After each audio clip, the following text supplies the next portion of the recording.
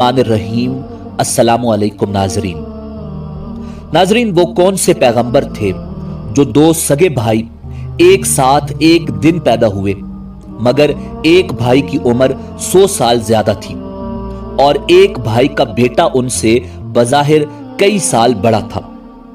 अल्लाह के पैगंबर हजरत उज़ैर अला नबीना अलैहिस्सलाम कितना अरसा मुसलसल सोते रहे और फिर अल्लाह रब्बुल इज्जत ने उनको जगाकर क्या इरशाद फरमाया।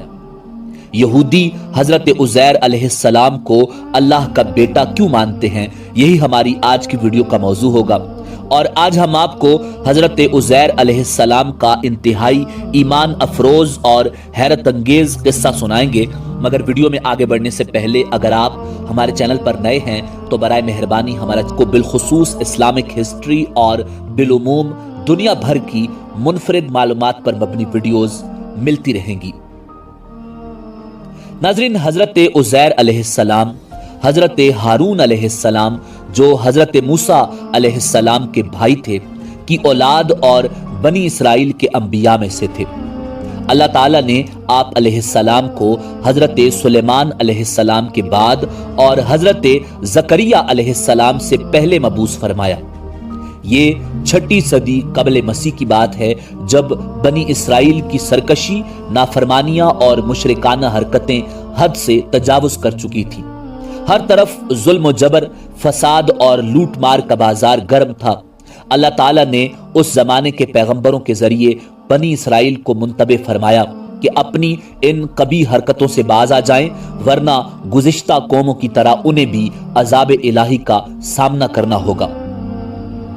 बार बार की तंबीह के बावजूद जब उन पर कोई असर न हुआ और उनकी बदामालियां रोज बरोज बढ़ती चली गईं, तो कौम अमालिका का एक जालिम और सफाक बादशाह जिसका नाम बख्त नसर था, बाबिल से एक बड़ी फौज के साथ आंधी और तूफान की तरह रास्ते की हुकूमतों को पामाल करता हुआ फलस्तीन की तरफ बढ़ा और थोड़े ही अरसे में फलस्तीन की ईंट से ईंट बजा दी। तौरात के मुताबिक 40,000 से जायद उलमा कत्ल कर दिए गए, यहां तक कि वहां तौरात का एक भी आलिम जिंदा न बचा। नाजरीन, तारीख के मुताबिक उस काफिर बादशाह बख्त नसर ने शहर के तकरीबन 1 लाख बाशिंदों को कत्ल कर दिया और तकरीबन 1 लाख को मुल्क शाम में इधर उधर बखेर कर आबाद कर दिया और तकरीबन 1 लाख को गिरफ्तार करके लोंडियां और गुलाम बनाकर साथ ले आया। हजरत उज़ैर अलैहिस्सलाम भी उन्हीं कैदियों में थे। उसके बाद उस काफिर बादशाह ने पूरे शहर बैतुल मुकद्दस को तोड़ फोड़ कर मिस्मार कर दिया और बिल्कुल वीरान बना डाला।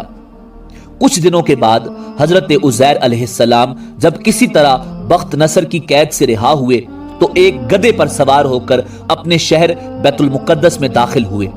अपने शहर की वीरानी और बर्बादी देखकर उनका दिल भर आया और वो रो पड़े। चारों तरफ चक्कर लगाया मगर उन्हें किसी इंसान की शक्ल नजर नहीं आई। हाँ, ये देखा कि वहां के दरख्तों पर खूब ज्यादा फल आए हैं जो पक कर तैयार हो चुके हैं, मगर कोई उन फलों को तोड़ने वाला नहीं।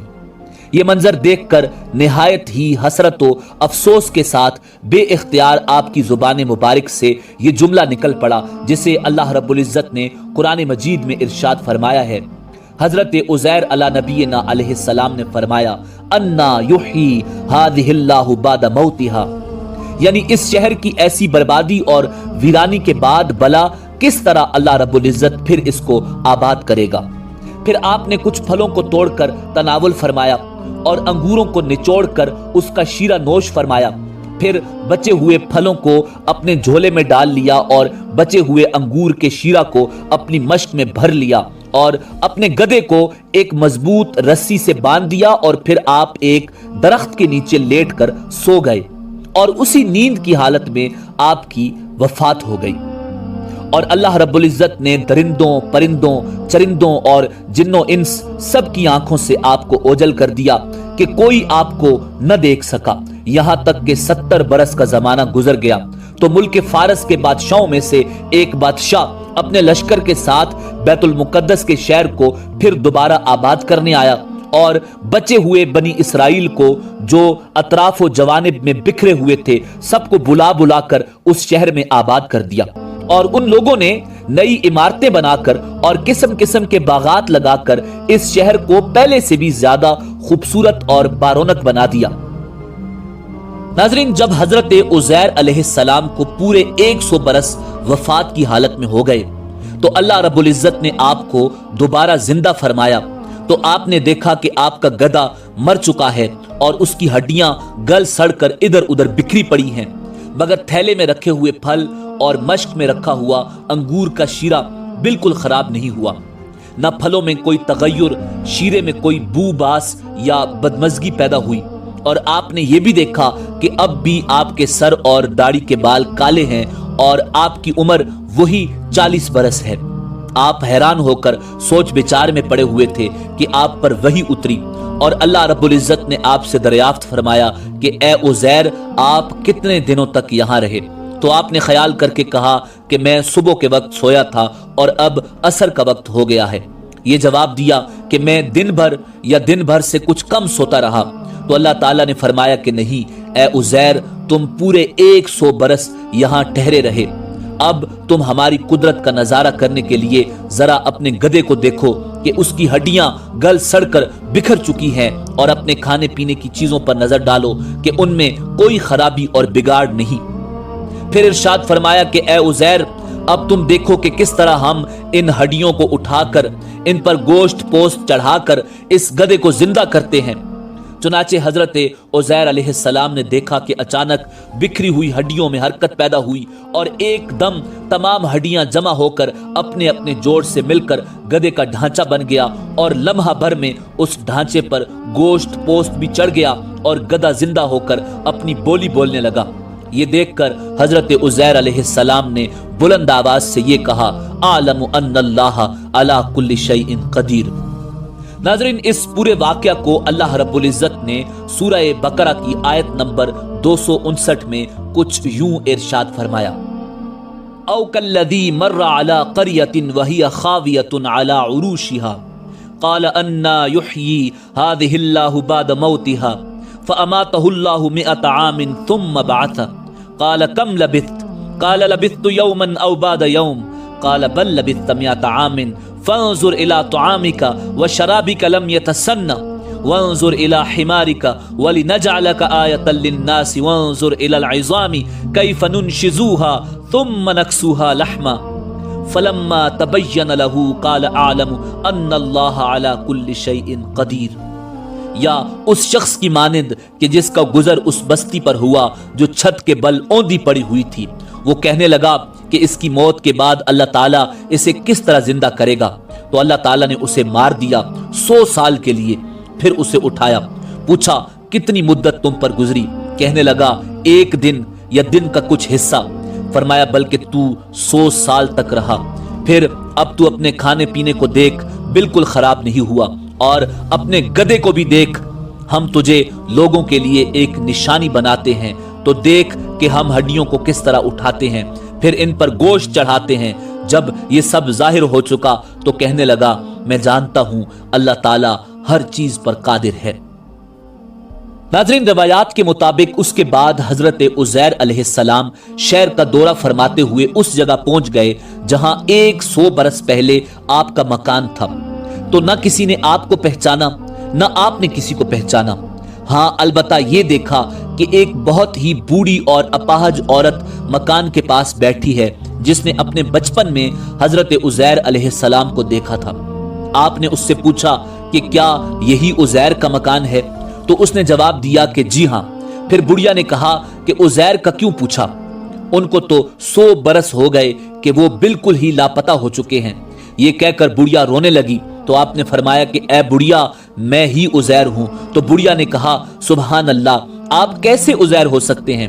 آپ نے فرمایا کہ اے بڑھیا، مجھ کو اللہ تعالیٰ نے 100 برس مردہ رکھا، پھر مجھ کو زندہ فرما دیا اور میں اپنے گھر آ گیا ہوں۔ تو بڑھیا نے کہا کہ حضرت عزیر تو ایسے با کمال تھے کہ ان کی ہر دعا قبول ہوتی تھی۔ اگر آپ واقعی حضرت عزیر ہیں تو میرے لیے دعا کیجئے کہ میری آنکھوں میں روشنی آ جائے اور میرا فالج اچھا ہو جائے۔ حضرت عزیر علیہ السلام نے دعا فرمائی تو بڑھیا کی آنکھیں ٹھیک ہو گئیں اور اس کا فالج بھی ٹھیک ہو گیا۔ پھر اس نے غور سے آپ کو دیکھا تو پہچان لیا اور بول اٹھی کہ میں شہادت دیتی ہوں کہ آپ یقیناً حضرت عزیر علیہ السلام ہی ہیں۔ پھر وہ بڑھیا آپ کو لے کر بنی اسرائیل کے محلے میں گئی۔ اتفاق سے وہ سب لوگ ایک مجلس میں جمع تھے اور اسی مجلس میں آپ کا بیٹا بھی موجود تھا جو 118 برس کا ہو چکا تھا، اور آپ کے چند پوتے بھی تھے جو سب بظاہر بوڑھے ہو چکے تھے اور سب کے سب بظاہر حضرت عزیر علیہ نبینا علیہ السلام سے بڑے تھے۔ بڑھیا نے مجلس میں شہادت دی اور اعلان کیا کہ اے لوگو، بلا شبہ یہ حضرت عزیر ہی ہیں، مگر کسی نے بڑھیا کی بات کو صحیح نہیں مانا۔ اتنے میں ان کے بیٹے نے کہا، میرے باپ کے دونوں کندھوں کے درمیان ایک کالے رنگ کا مسا تھا، اللہ رب العزت کی قدرت کاملہ پہ قربان جائیں۔ حضرت عزیر علیہ السلام نے اپنا کرتا اتار کر دکھایا تو وہ مسا موجود تھا۔ پھر لوگوں نے کہا، حضرت عزیر کو تو تورات زبانی یاد تھی، اگر آپ عزیر ہیں تو زبانی تورات پڑھ کر سنائیے۔ آپ نے بغیر کسی جھجک کے فوراً پوری تورات پڑھ کر سنا دی۔ بخت نصر بادشاہ نے بیت المقدس کو تباہ کرتے وقت 40,000 تورات کے عالموں کو چن چن کر قتل کر دیا تھا، اور تورات کی کوئی جلد بھی اس نے زمین پر باقی نہیں چھوڑی تھی۔ اب یہ سوال پیدا ہوا کہ حضرت عزیر نے تورات صحیح پڑھی ہے یا نہیں۔ ایک آدمی نے کہا، میں نے اپنے باپ سے سنا کہ جس دن ہم لوگوں کو بخت نصر نے گرفتار کیا تھا، اس دن ایک ویرانے میں ایک انگور کی بیل کی جڑ میں تورات کی ایک جلد دفن کر دی گئی تھی۔ اگر تم لوگ میرے دادا کے انگور کی جگہ کے نشاندہی کر دو تو میں تورات کی ایک جلد برآمد کر دوں گا۔ اس وقت پتہ چل جائے گا کہ حضرت عزیر نے جو تورات پڑھی ہے وہ صحیح ہے یا نہیں۔